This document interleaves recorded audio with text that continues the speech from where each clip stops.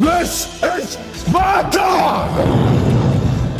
1980년에 금의 가격이 $800를 찍었습니다. 그런데 다시 $800에 도달한 건 2008년쯤이었죠. 여러분은 28년 동안 금을 들고 있다가 겨우 이전 최고가를 보는 걸 기다릴 수 있겠습니까? 금은 여러분이 믿든 믿지 않든 가치를 가지고 있습니다. 하지만 비트코인은 돈과는 거리가 멉니다. 그리고 앞으로도 돈이 되지 않을 겁니다. 비트코인은 그냥 수집용 토큰이에요.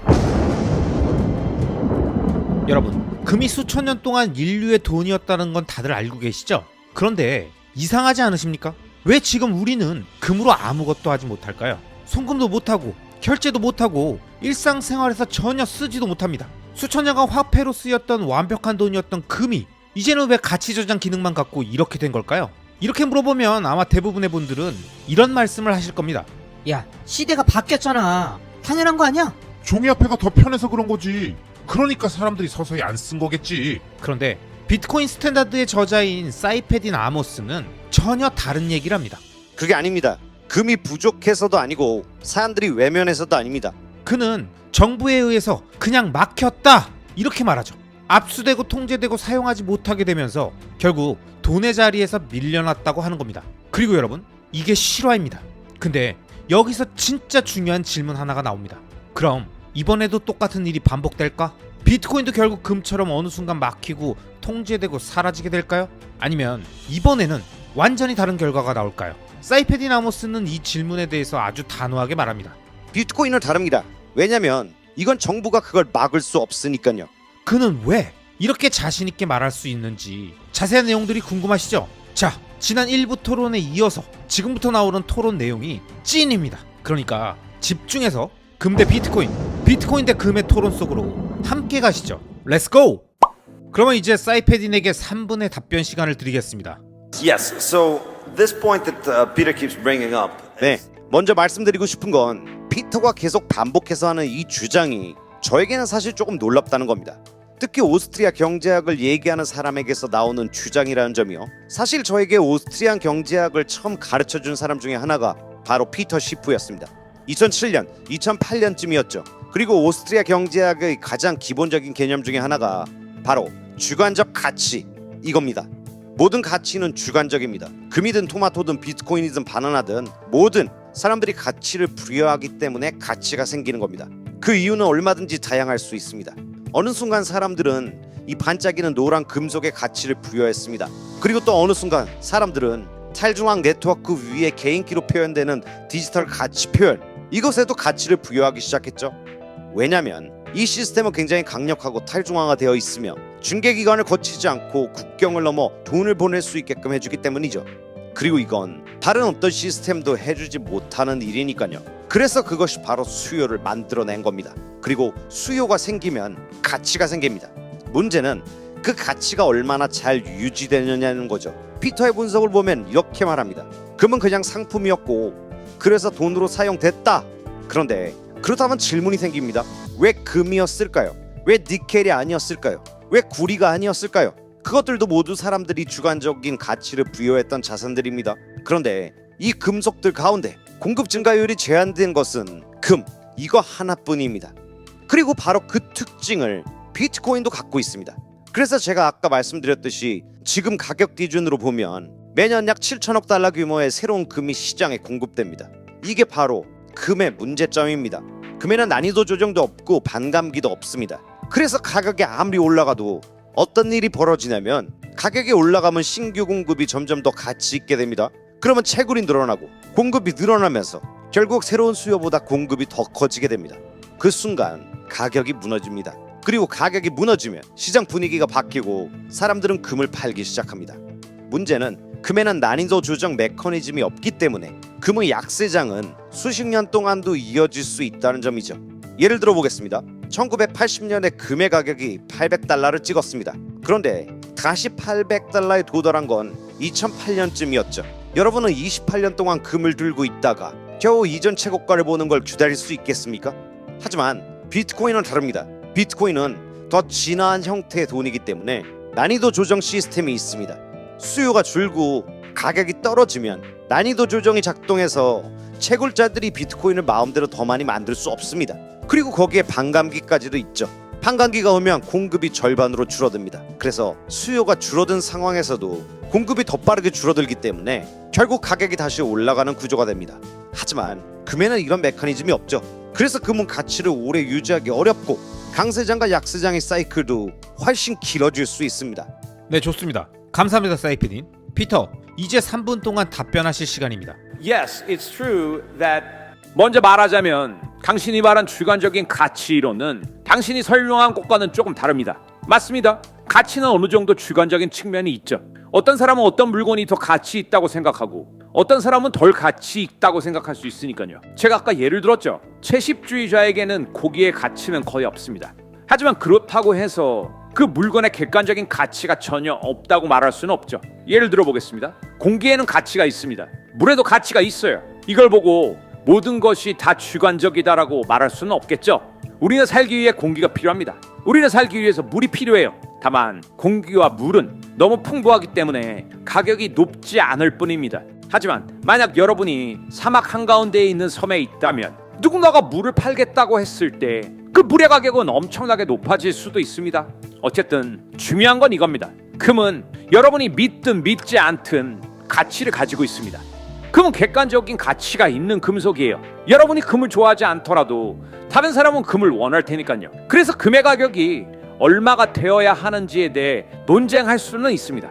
하지만 금이 가치 있는 금속이라는 사실 자체는 부정할 수가 없죠. 사실 금은 존재하는 금속들 가운데 가장 유용한 금속이기도 합니다. 그리고 왜 금이 돈이 됐는지 그 이유도 여기에 있습니다. 왜 구리가 아니었을까? 왜 니켈이 아니었을까요? 물론 그것들도 사용된 적은 있습니다. 예를 들어 동전은 구리로 만들어졌고 니켈 동전도 있었죠. 그래서 이 금속들도 사용할 수는 있습니다. 하지만 금만큼 좋지는 않습니다. 금은 다른 금속들보다 더 좋은 돈입니다. 물론 다른 금속들도 화폐로 사용될 수 있습니다. 하지만 금이 더 뛰어난 이유가 있습니다. 금은 영원히 살아남기 때문입니다. 우리가 지금 가지고 있는 금은 사실 빅뱅 때 만들어진 금속입니다. 즉 사라지지 않는다는 거죠. 금은 녹슬지도 않고 부식되지도 않습니다. 그리고 금의 실제 물리적 성질을 보면 다른 금속들이 할 수 없는 일들을 금은 할 수 있습니다. 금에는 금만이 가지고 있는 고유한 가치가 있습니다. 그래서 결국 금은 다른 화폐 후보들을 모두 이겼습니다. 이전에는 다양한 것들이 화폐로 사용됐었죠. 예를 들어 소도 화폐였고 소금도 화폐였습니다. 셀러리라는 단어도 소금에서 나온 말입니다.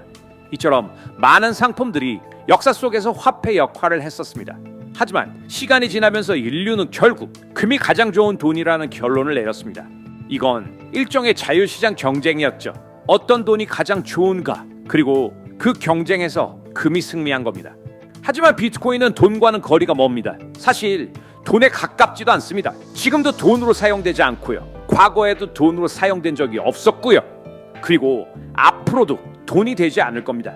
비트코인은 그냥 수집용 토큰이에요. 사람들은 비트코인을 모으고 비트코인을 거래하면서 가격이 올라가기를 기대합니다. 하지만 지금까지도 돈으로 사용된 적이 없고 앞으로도 돈이 되지 않을 겁니다. 네, 어느 정도 당신이 말한 포인트들에는 답해준 것 같네요. 자, 그럼 이제 마지막 3분 발언이 하나 남아 있습니다. 사이패딘에게 3분 동안 끊김없이 발언할 수 있는 기회를 드리고 그 다음에 자유토론으로 넘어가겠습니다. 사이패딘 3분입니다.